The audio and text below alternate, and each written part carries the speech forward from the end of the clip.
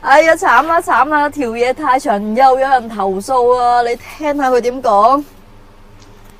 喂，Cindy，好慘啊！自從寫條嘢太長之後，條嘢真係太粗太長啦。但我終於發覺壞處喺邊度。我尋日去咗珠海橋街，本身傾好咗500蚊一晚。我一上到房取條褲，條女真係呆撚咗。佢話嗰個尺寸咧要俾翻客人嗰個價錢。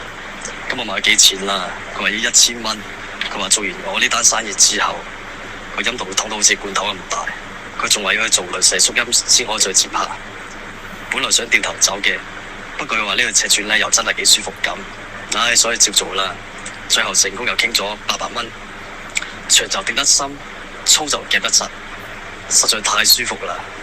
我都介紹條嘢太長俾班兄弟，人一世咪一世，一定要試下啦。係啦，哇！原來條嘢太長都有壞處噶，所以如果你唔想條嘢太長，千祈唔好食條嘢太長，好恐怖啊！